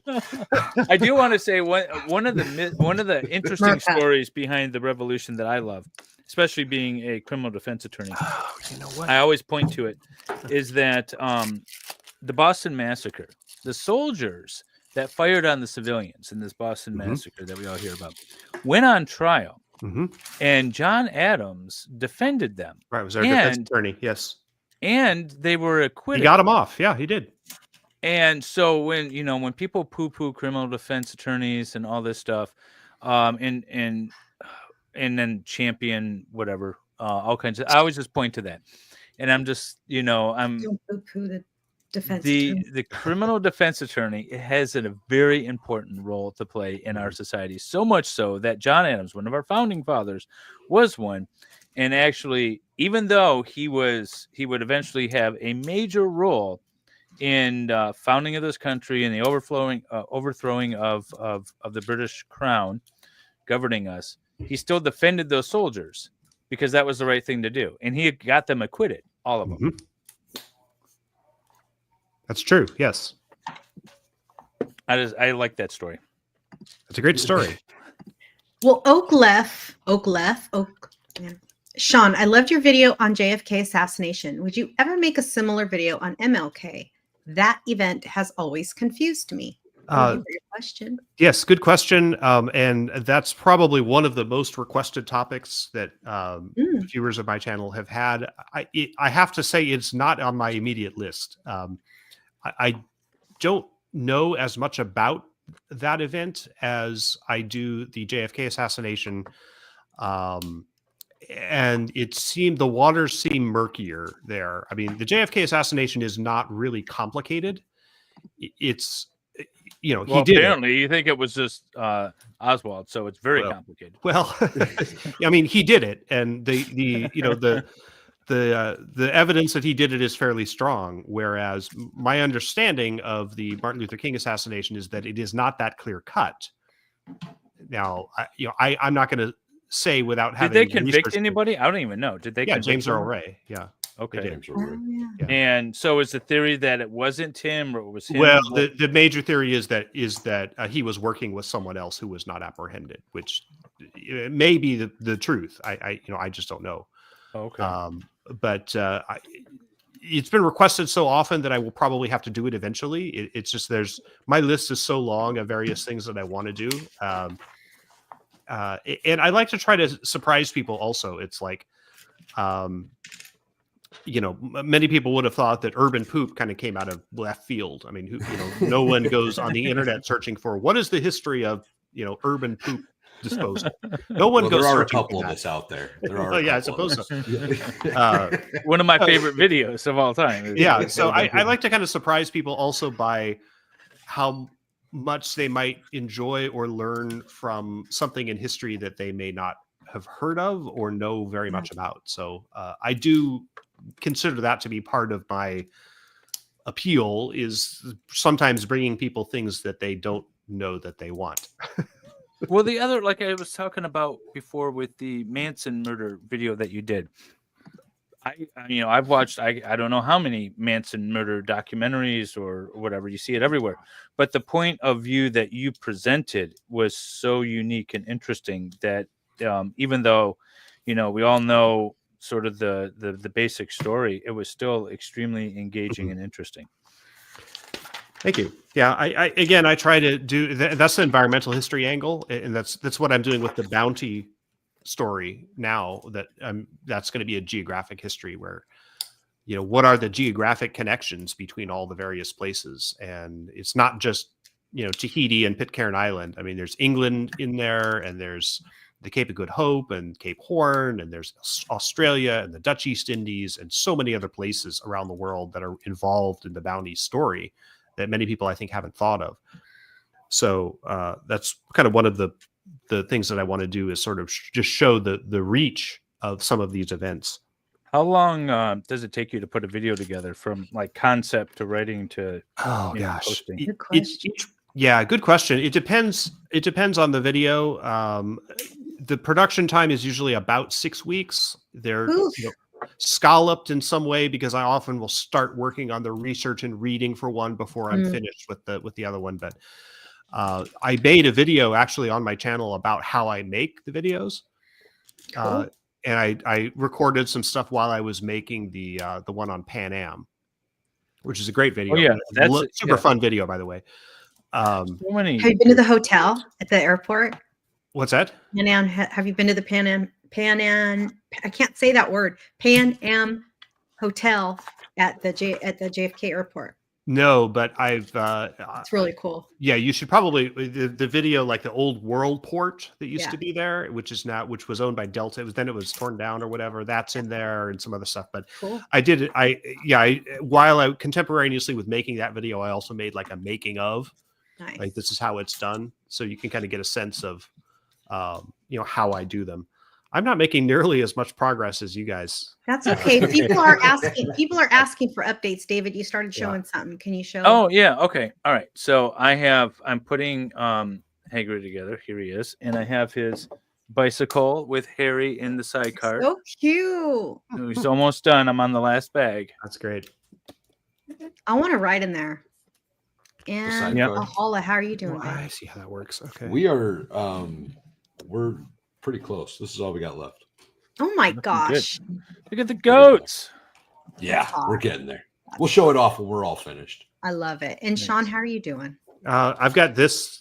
Awesome. And then I've got tons of disembodied pieces here that it's probably gonna take 5 years to put this thing together. So we promised Sean that we would let him go at 2 hours. Now, Yes, normally our guests are required to stay until finish. Yes. We'd be here all night. Trust me. We've been here all night, Sean. We've been here all night. And I did want to remind chat that we did. Sean does have a hard leave time tonight. So if you have any more questions, I do have a few questions that are still starred here that I have. Wait, I got one more. No, go ahead, David. It's your show.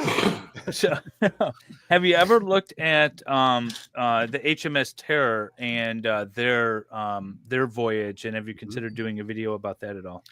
I have. Yes, that's a really fascinating subject. One year when I was teaching middle school, when doing electives, I have an advanced history course where students will request what they would like me to cover. And there was one year where they were very interested in the history of the Arctic and Antarctic. Okay. So I did get into the story of the Franklin and the Terror and how that worked. There's a really great book called Frozen in Time, and it was written in the 80s. And it was basically the story of before the HMS Franklin disappeared. There were a couple of deaths among the crew, and the bodies were buried in like Arctic Canada, basically. Not Baffin Island, but like that area up there. Yeah. And in the 1980s, they found those graves, which were in permafrost, so the bodies were preserved. Did they find notes with them too? Well, they found all kinds of stuff with them, and they were able to do chemical analysis. And one of the major hypotheses of what happened to the Terror expedition was that they died of lead poisoning, specifically from tainted the cans that their rations came in were given to a cheap contractor who cut corners and poisoned everybody with lead. That's the leading theory. At least it was in the 80s. No. I think that's still the same leading theory. It wasn't Arctic monsters like portrayed in the movie, or the miniseries. I didn't know there was a miniseries. So yeah, there's a miniseries called The Terror, and I want to say it was like A&E, but it was this weird. It was really good and accurate, at least from my understanding, up until the point like this giant grizzly bear monster kind of thing ended up hauling off the guys. But other than that, it was supposedly like really accurate. So I watched it. Aside from that, Mrs. Lincoln, how was the play? Yeah, right. Well, we don't know it didn't happen. The aliens did it. By the way, I'm done with. I envy your skills in doing. There's no way I could do that. Yeah, I don't think I'm going to get past this. No, I'm telling you, these guys are impressive. I don't just say that because they pay me a lot of money to be here. That's great. That's perfect. That's awesome. Good job, David. We'll set him up there. Okay, now you can go on with your starred questions. I just wanted to ask him about the Terror because I find that to be a fascinating endeavor. I knew David was going to be so excited tonight. I love history. Oh yeah, he does. So does Valhalla. Oh, see, so the Wrath, Demon's Wrath in chat says the Terror was so disappointing. Yeah, the miniseries, it started off really good. Like the first several episodes was really good, and then all of a sudden it was like, what's this monster thing? Now there is apparently some credibility to polar bears actually attacking some of the sailors when they were hiking, when they were trying to find like help or drop letters and these things, but they made it this mythical creature thing that was stupid. Yeah, that sounds pretty lame. Polar bears are the one like bear that'll actually like hunt humans though. Yeah. Oh yeah. Yeah, like if they smell meat up there, they can smell it for miles, and there's not a whole lot going on, right? So a polar bear will track you down for miles. And I mean, I'd eat a human if I was hungry. The thing with polar bears too is like the white and all the Arctic white, like you're basically being stalked by a 1,400-pound ghost. You know what I mean? Like you can't see it coming. Abominable snowman. Terrifying. Richard wants to know why were the Utes, and I'm not pronouncing that correctly, I'm sure, in our founding documents. Who was Prince Whipple? Who were the non-blacks in the census? Had a lot of questions never answered when studying that. The Ute tribe down in Southwest. I can't answer that. I wouldn't. Sorry, I have not researched that. Okay, cool. Yeah, I don't know. I don't let's know. see. Oh, wait, sorry, that was. And Sean, do you think there would be far more conspiracy theories about Reagan's assassination attempt if he had not survived? I feel conspiracy theories often thrive from lack of survivors. Well, yes, I think there would be conspiracy theories about Reagan's assassination attempt. I don't think it has to do with survivors. I think it has to do with the fact that people want alternative, simple explanations for things and they distrust explanations that are generally accepted because it's often more fun and validates certain worldviews to believe in alternative explanations. Often just look at the attempted assassination on Trump. There's all kinds of conspiracy theories about that kid, and it's like, no, more likely than not, it was just a random, soloing or person acting alone. Well, let me ask this, I guess, about speaking of misconceptions through history or whatever. What about ancient Egypt? Seems to have a lot of attention lately with Graham Hancock and Wait, not a fan. What am I missing? Do you not know about this? Graham Hancock? I don't know either. A notorious pseudo historian. He's essentially claiming that the history of Egypt is all wrong. Our understanding of what is this happened ancient aliens? Yes. No. Yes. Not all. Not yes, not entirely. Some of it, I guess, is. It is. It's. I gotta look up this guy.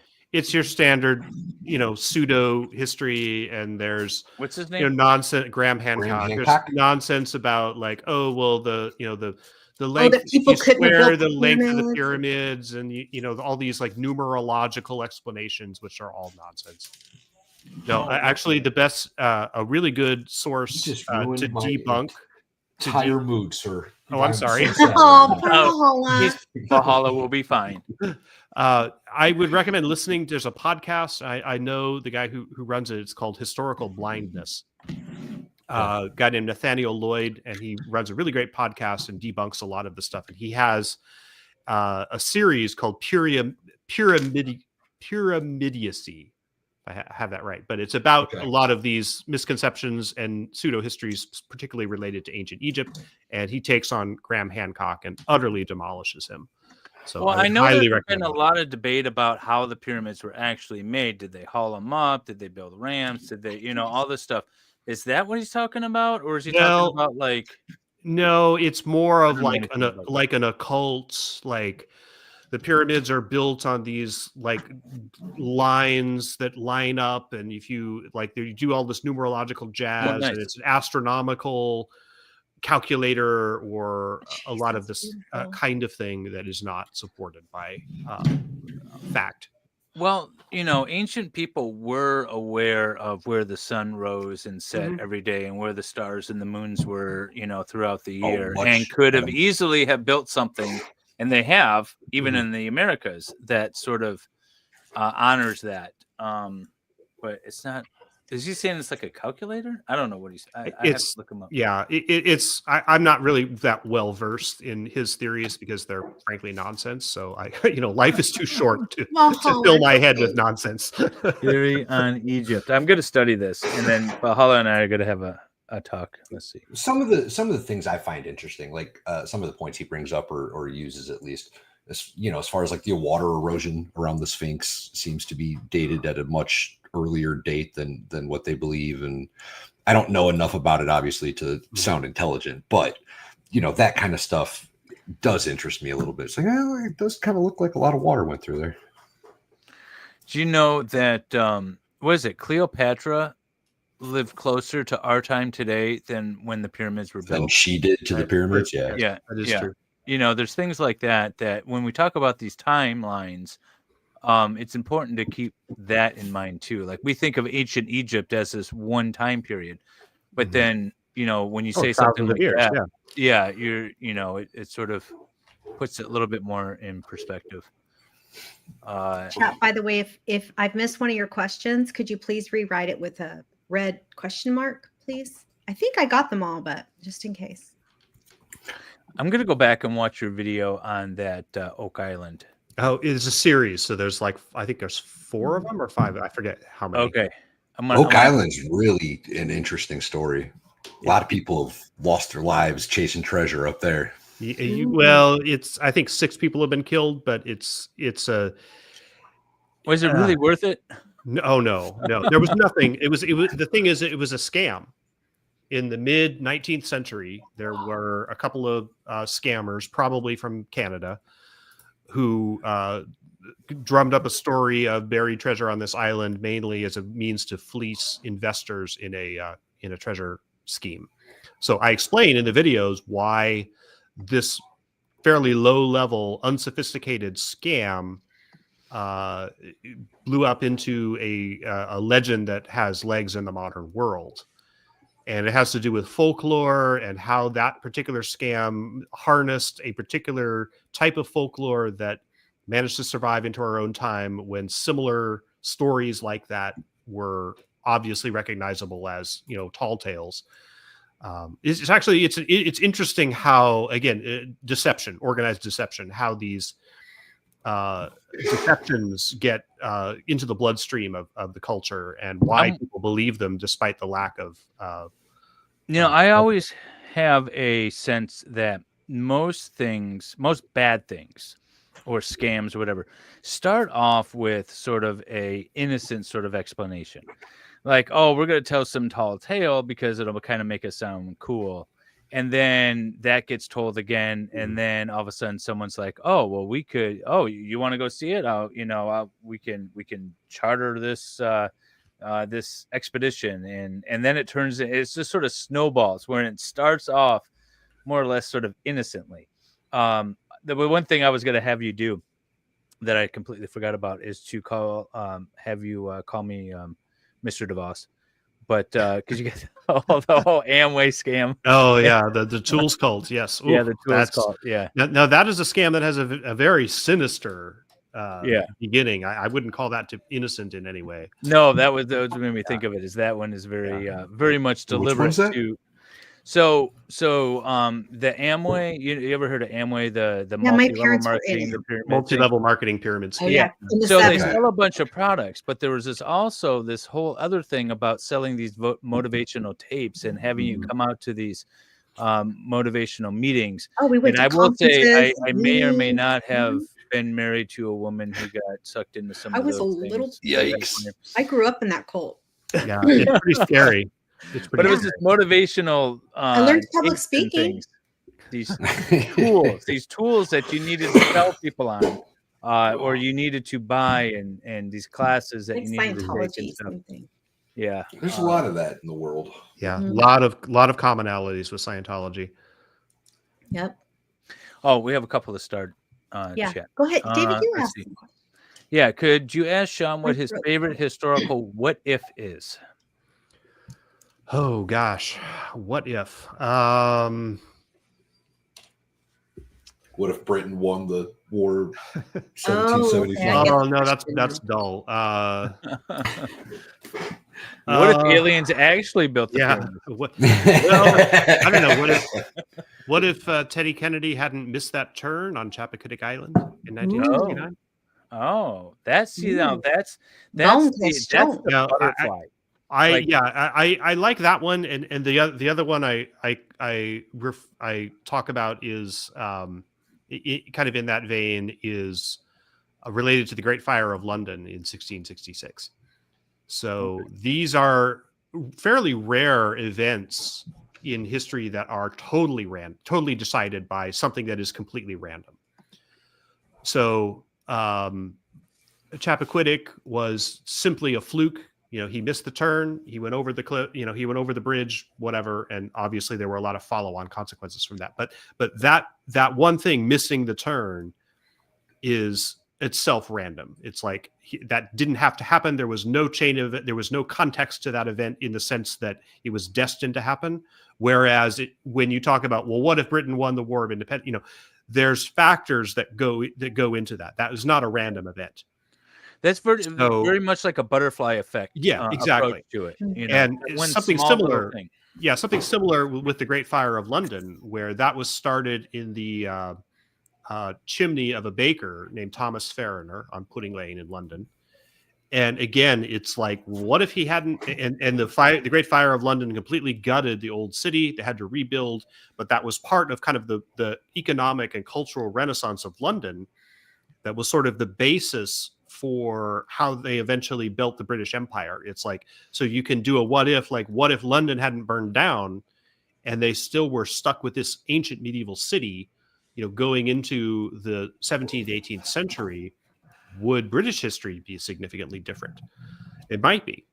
So I like to deal with this. So in terms of defining what ifs, I tend to niche down to these very tiny, truly random events.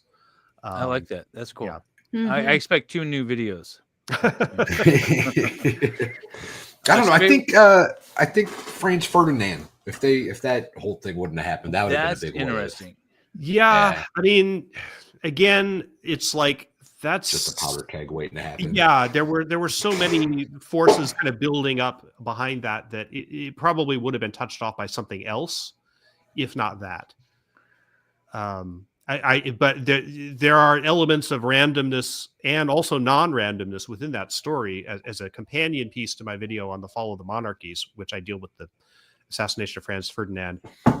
There's a side video where I debunk the legend most of us have heard that the assassin of Franz Ferdinand was only there because he stepped out to get a sandwich. Mm-hmm. Not true.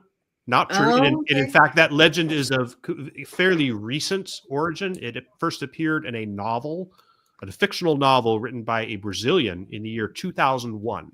Really? Is that new? Really? Very wow. new. And most people think, oh, well, and in fact, I've had like Mandela effect type of comments, or people in comments or whatever say, well, I remember learning that in school. No, it was first appeared in 2001. Wow. What's what's the myth, or the myth is that the assassin of Franz Ferdinand, Princip, the 19-year-old kid, right? 19-year-old Serbian kid. Or was he Bosnian? I forget which. But supposedly he was part of this plot that was intending to assassinate Franz Ferdinand, and there were 6 of them, and they each had a station where they were supposed to wait for him. The motorcade route changed slightly, and supposedly he had decided to give up and he's not coming back, so I missed my chance.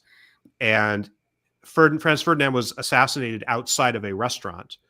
The name of which has a word that has been translated not entirely accurately into English as delicatessen. I mean, the word is delicatessen, but that word did not mean in 1914 in Bosnia what it means today. So this fiction writer, this Brazilian novelist, picked up the story, and he was obviously not a historian, but a novelist. And so he had a fictional scene where Princip goes into the restaurant and orders a sandwich and comes out of the deli with his sandwich. And at that moment, Franz Ferdinand happens to drive by and he gets a second chance. That is not what happened. But it's interesting, again, how this falsehood kind of got into the bloodstream of cultural understanding of that event. So the second chance didn't happen? Well, it did, but it didn't. It had nothing to do with the sandwich. Okay, it didn't happen that way. No, he actually the motorcade came around again, and he was in fact, I think, the only member of the plot who didn't abandon his post, because he knew the motorcade was coming around again, so he knew he was going to get a second chance. Okay. But what really happened, what really gave him his opportunity, was the driver of Ferdinand's car. There were 6 cars. Yeah. The driver of his car had not been told that they had changed the motorcade route. So they were supposed to go straight, and instead the guy started turning right at that exact corner. And Ferdinand shouted at the driver, "No, you fool, we're not going this way, go straight." And so the driver's like, "Oh, okay." So, and this is a 1911 open touring car. And so he had to shift. And there's another myth that the car did not have a reverse gear. It did, but it just took a long time to engage it. So the driver is trying to engage the reverse, and the car is stopped right at that corner, and Princip is literally standing right there.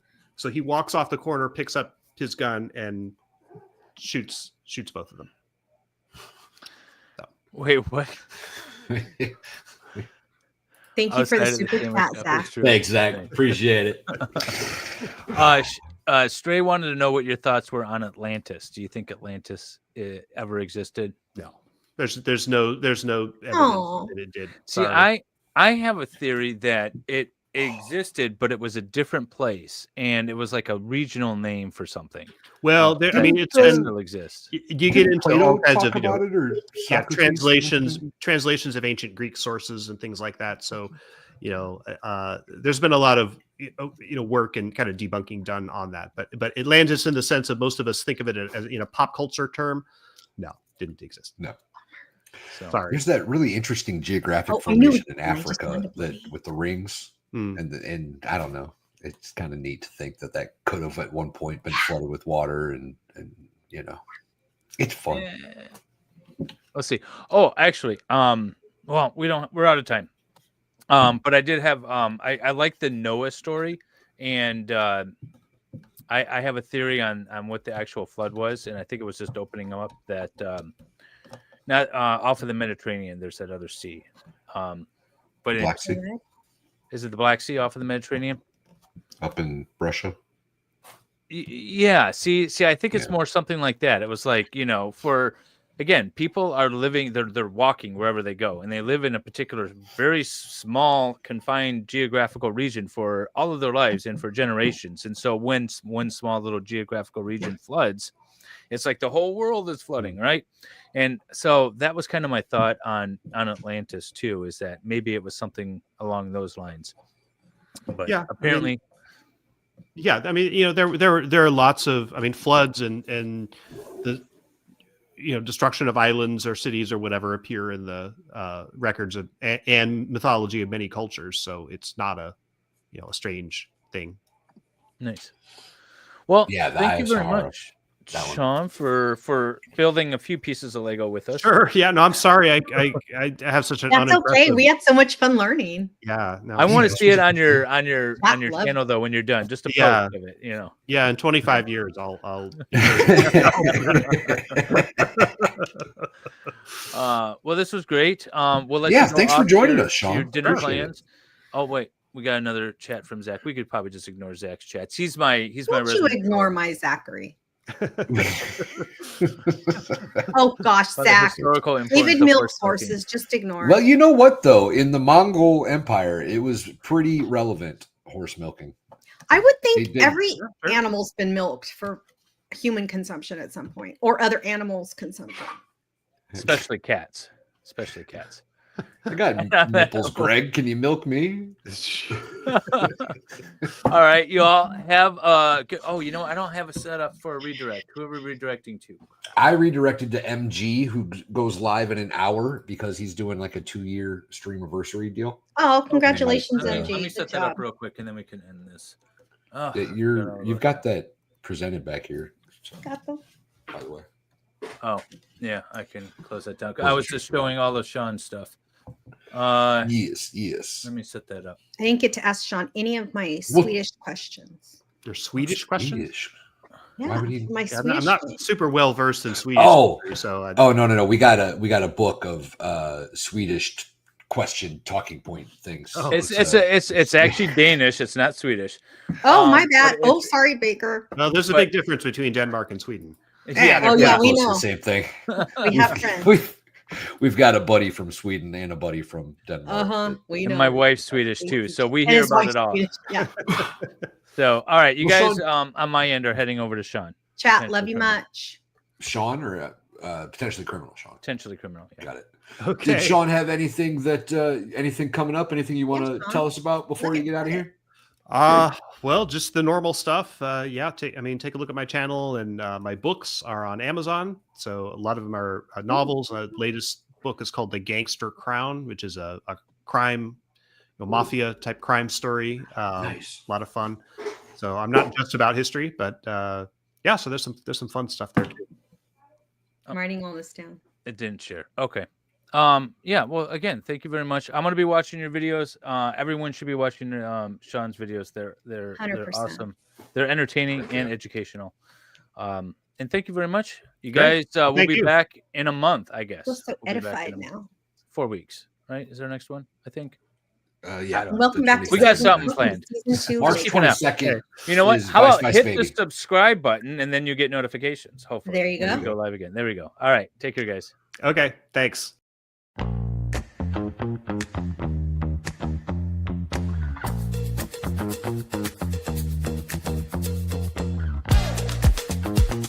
I'm gonna buy Legos again because like this was so fun. No one told me this was a race. Dude, it's not a race. No. Oh yeah. Now, yeah. Oh, it's It got interesting.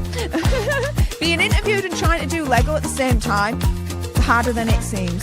I'm so hyped and focused on this thing. It's here. hard. It's hard to concentrate.